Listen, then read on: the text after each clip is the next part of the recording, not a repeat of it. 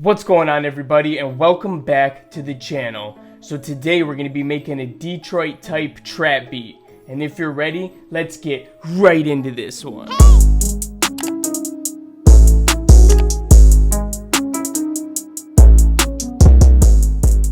Alright guys, so I went ahead and made a melody earlier today, and I honestly haven't made a melody in a couple months, so I wasn't sure how this was going to turn out.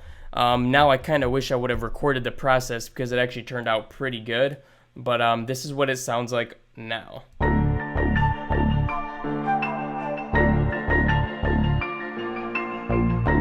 So it's pretty simple, honestly. We got a little simple piano going.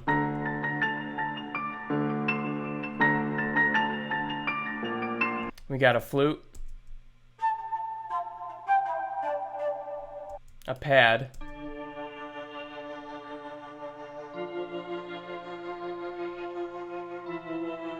And then the Detroit plucky bass type of sound that just makes it a Detroit type beat.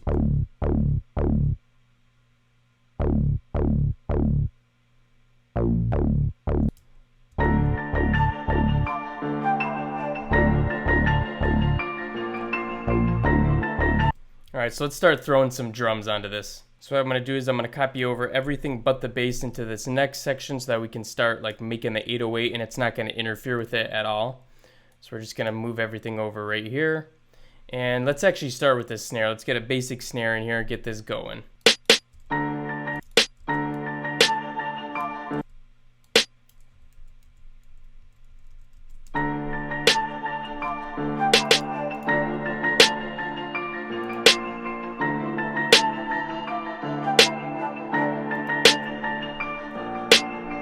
I think I'm going to find another snare to just counter that one.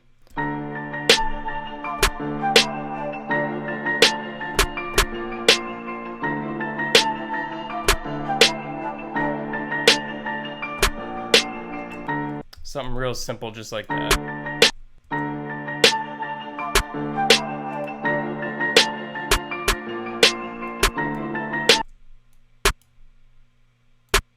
Alright, let's get a hi-hat going now. What I'm going to do is I'm going to keep this pretty simple. We're going to do like a two-step, and what I'm going to do is I'm going to make this velocity a little bit lower than the other one and just copy this over a bunch of times. Go ahead and make this 4 bars now, and we'll just get some simple pattern going down. I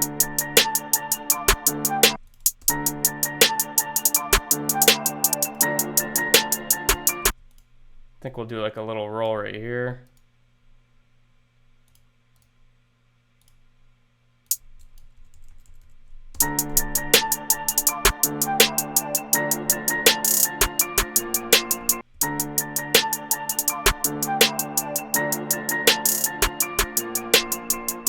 So something super simple like that. And what I'm going to do is add a little effect to the hi-hat. I'm going to grab a shaper box. I'm going to go into the timing section here, and we're going to do like a little reverse on the end part of the hi-hat here every 4 bars.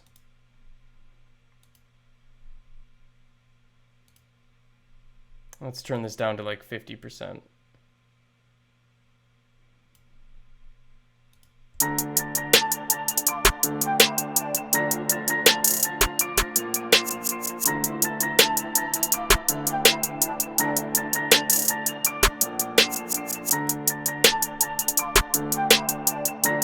We can throw a little open hi-hat in here.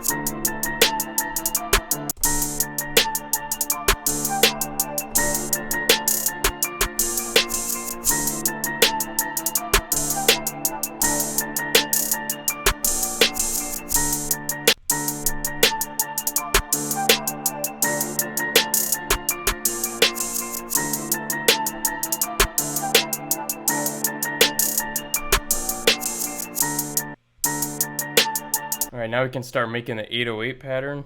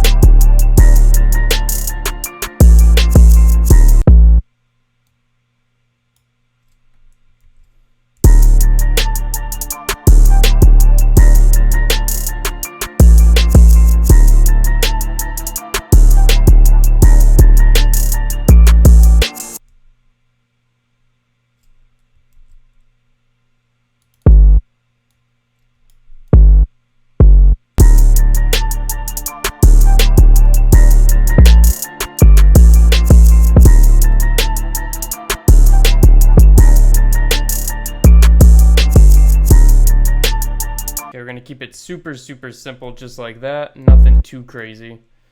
And let's get a kick going as well. So what we're gonna do is actually use some of the same notes on the kick here. But what we're gonna do is we're gonna take these A notes and drop them down an octave, because if you listen to it, it's not a kick anymore. And we'll take that G too, because that G is pretty high. Oh, whoops. So yeah, we'll just put them down an octave like that. And now they sound like actual kick notes again.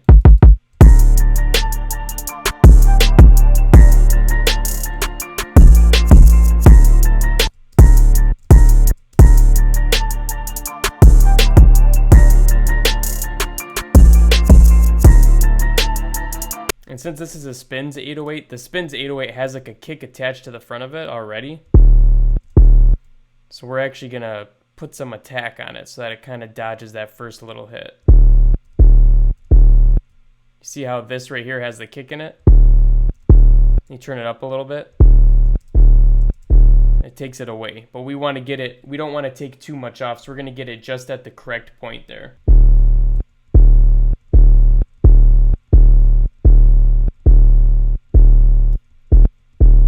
That sounds fine to me. Let's mix the kick with it a little bit better.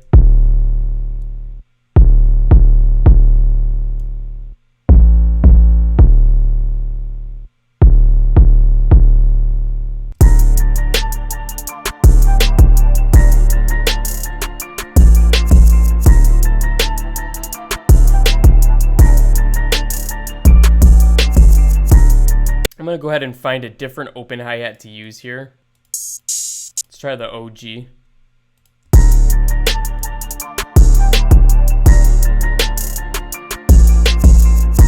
What we're going to do is turn down the sustain and up the decay.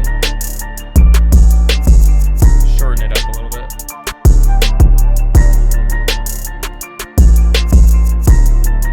And the last thing I want to do for the drums is go ahead and throw like a percussion in here. I think a percussion would sound really good. So let's try to find something. Let's use this wood perk right here for my drum kit. It sounds pretty dope. I think it'll sound cool. Let's see.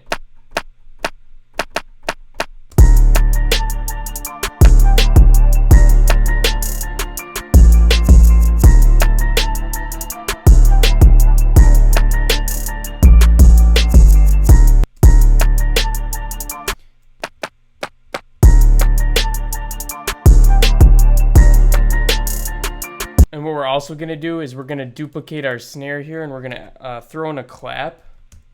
One thing they like to do in these Detroit style kind of a beats is like start off with a clap and then go into the snare in like the second part of the drop, and when the snare comes in it just makes it hit so much harder. So we're just going to put in a clap here to kind of accent the snare. And I like this off-white one. It goes really well with that snare, so we're going to use that one. We're just going to mix them together so that the clap isn't as dominant, but it's just sitting in the background a little bit.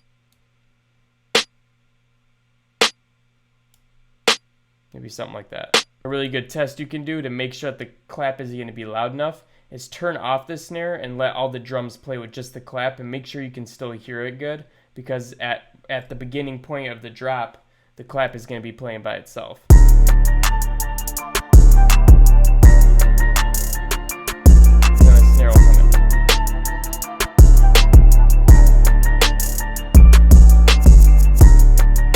And now that we're layering them, we can even pull the snare down a little bit more than what we had it at.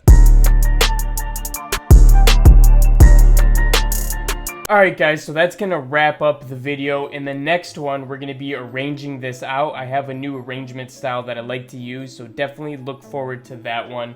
We'll finish this beat up and get it all wrapped right up. But anyways, I hope you guys liked this one. Smash that like button if you did, and subscribe to the channel if you're new here, because we're uploading daily videos that you're not going to want to miss out on.